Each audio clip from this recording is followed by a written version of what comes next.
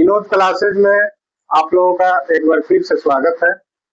आज हम लोग फिरोज शाह तुगलक के बारे में पढ़ेंगे, जो कि तुगलक वंश का एक बहुत ही प्रतापी सुल्तान था।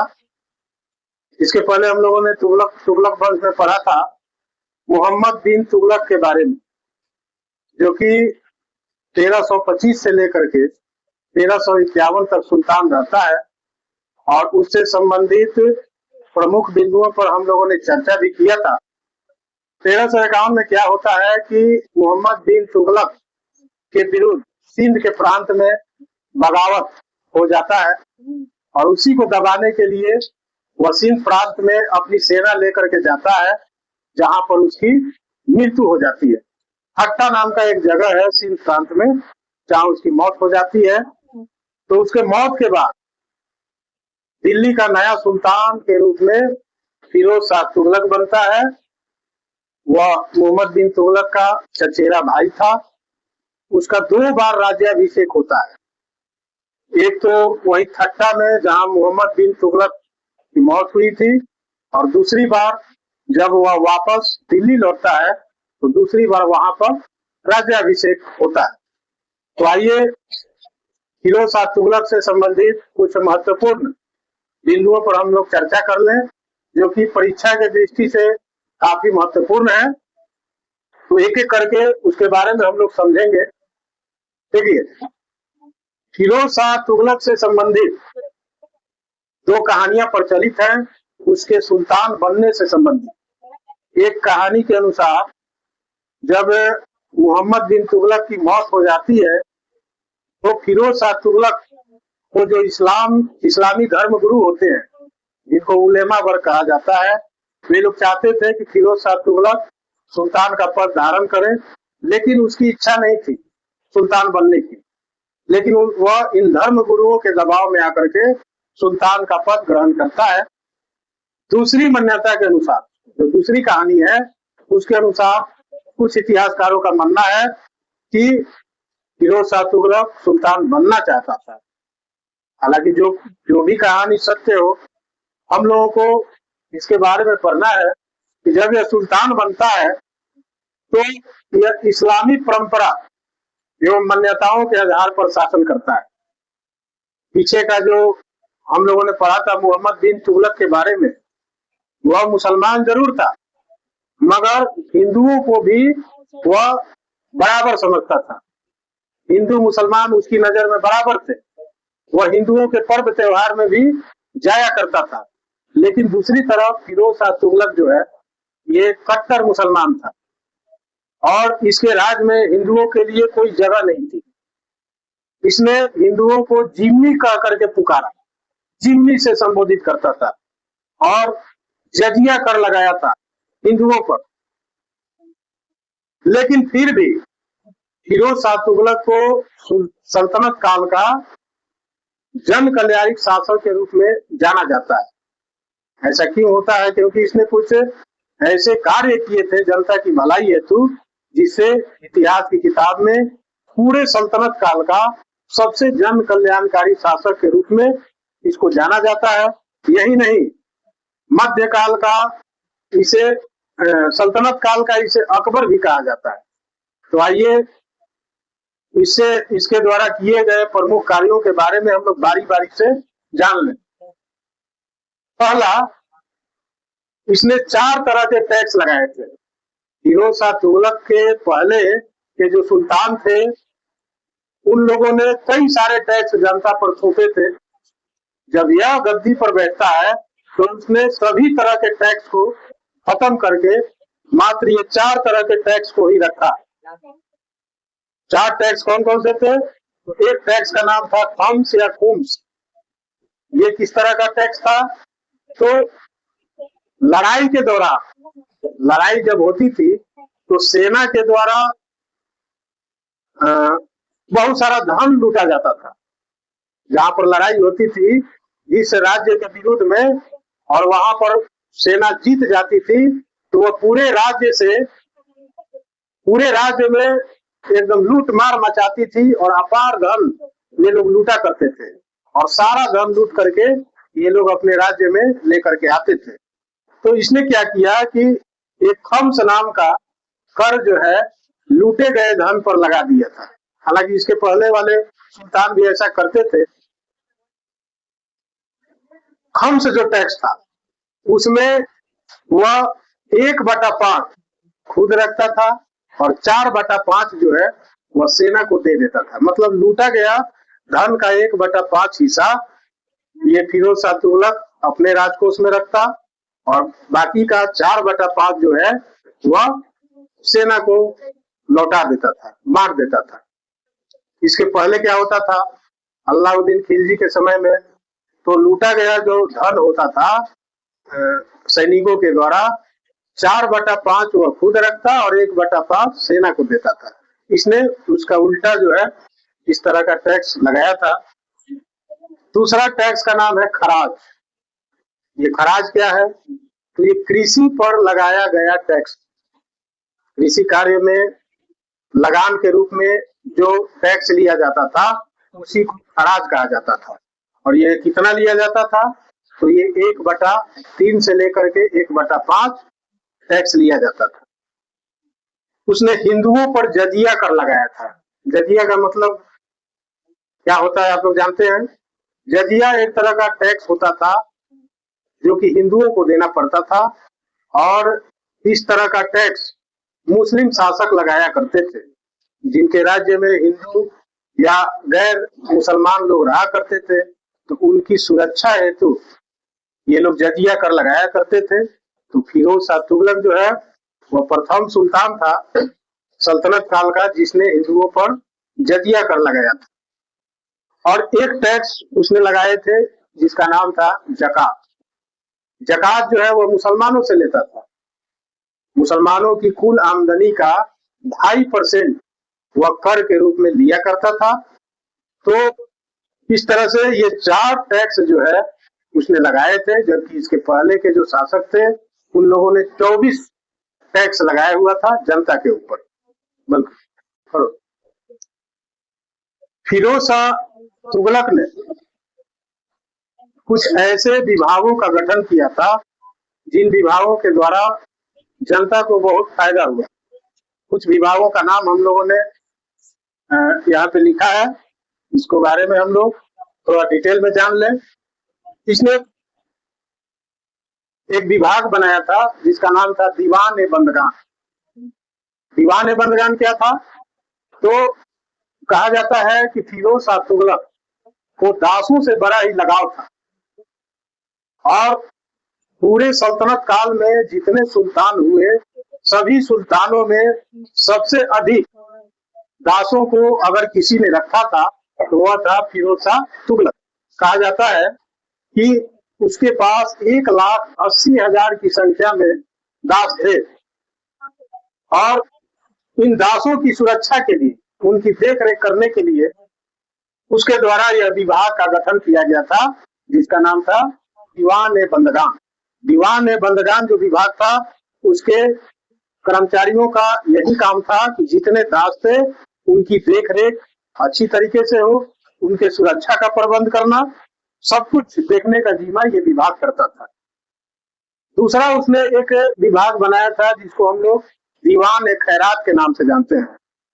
ये किस तरह का विभाग था, तो फिरोज शाह तुगलक ने इस विभाग का गठन इस उद्देश्य से किया था कि वह चाहता था कि मेरे साम्राज्य के अंतर्गत जो गरीब लोग हैं, आर्थिक रूप से कमजोर लोग हैं, जो दिव्यांग है, चल फिर नहीं सकते, कोई विधवा औरत है जिसका आर्थिक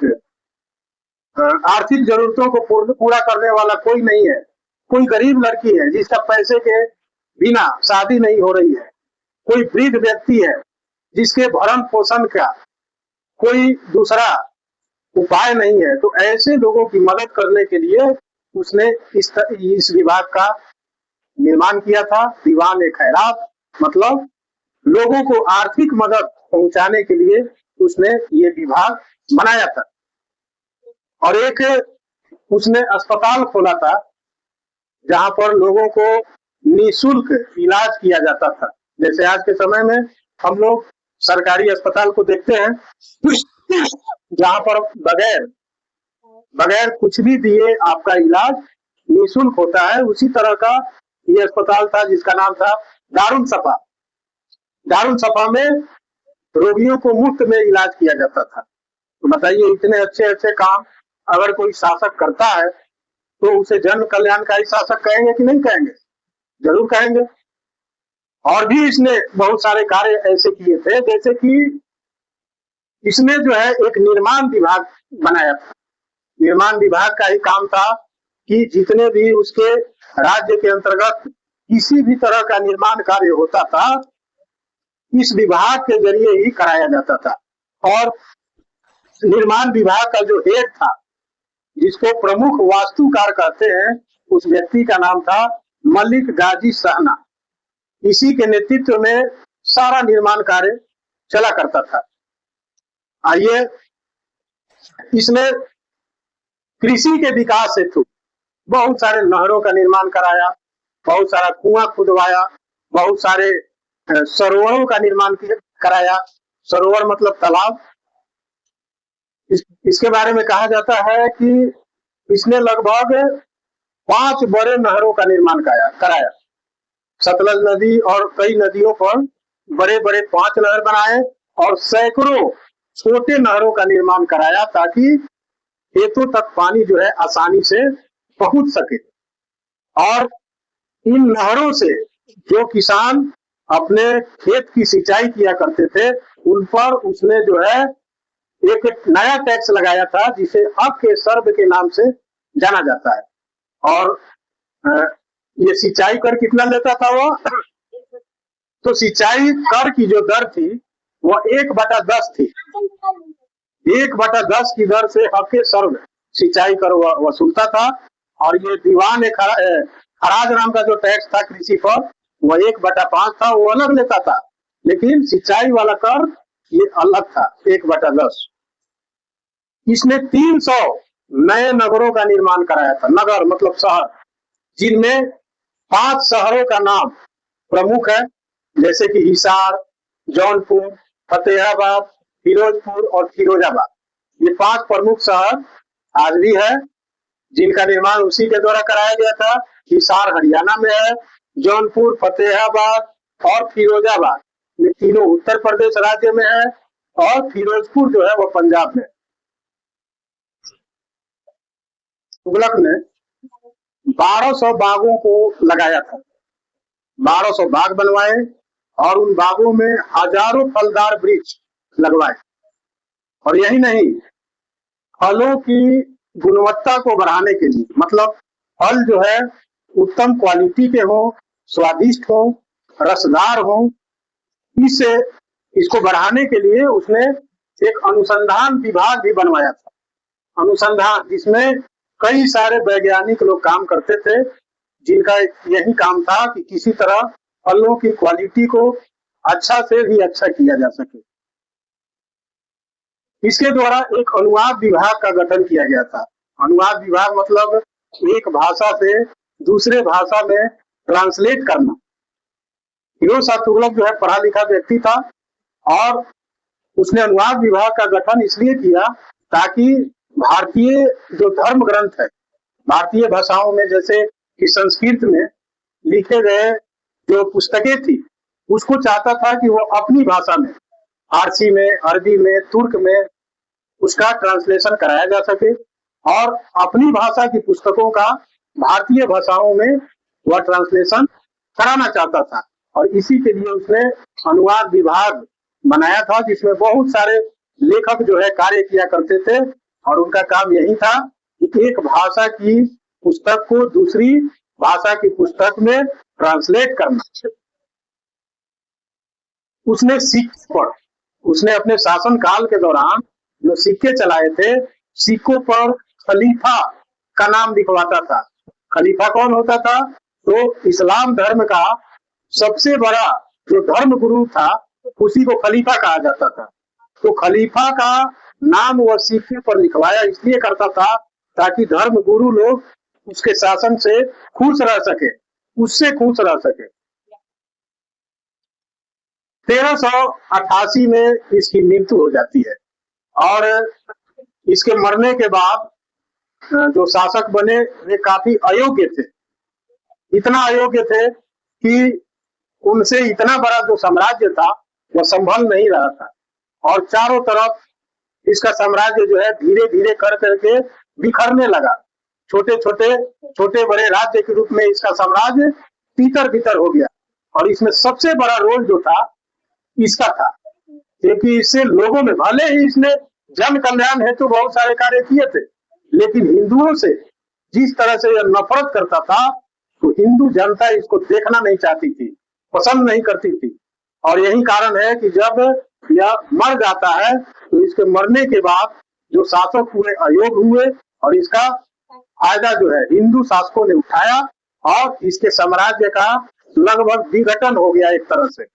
और अंतिम शासक के रूप में हम लोग पढ़ते हैं नासिरुद्दीन मोहम्मद तुगलक को। ये 1394 में सुल्तान बना और 1414 तक रहा था, लेकिन यह एक अयोग्य शासक था। कोई भी सुल्तान का गुण इसमें किसी भी तरह का कोई गुण नहीं था सुल्तानों वाला। इसी के समय में तैमूर जो कि एक मंगोल आक्रमणकारी था, उसका हमला होता है दिल्ली पर और तैमूर ने दिल्ली को इतना लूटा था और इतने लोगों की हत्या की थी कि इतिहासकार अपनी अपनी किताबों में इस दृश्य का ऐसा जो है वर्णन करते हैं कि रोंगटे सिहर जाएंगे, आप पढ़ेंगे उन किताबों को तो। और 1414 में खींचरेखा जो कि तैमूर का सहयोगी था, दिल्ली पर जब तैमूर आक्रमण किया था तो उसमें सबसे अधिक महत्वपूर्ण सहयोग देने वाला जो व्यक्ति था उसका नाम था खींचरेखा। खींचरेखा ने ही दिल्ली पर अधिकार किया और सैयद वंश की स्थापना की और यहीं से तुगलक वंश का खात्मा हो गया। तो अगले कक्षा में हम लोग पढ़ेंगे सैयद वंश के बारे में और उसके बाद साथ ही साथ हम लोग पढ़ लेंगे लोधी वंश के बारे में। तो यहाँ तक यदि हम पढ़ लेते हैं तो पूरा दिल्ली सल्तनत का जो ये आपका कोर्स है वो पूरा हो जाएगा। आशा है आप लोग को यह कक्षा में जो भी हमने बताया है फिरोज शाह तुगलक के बारे में आपको पसंद आया होगा।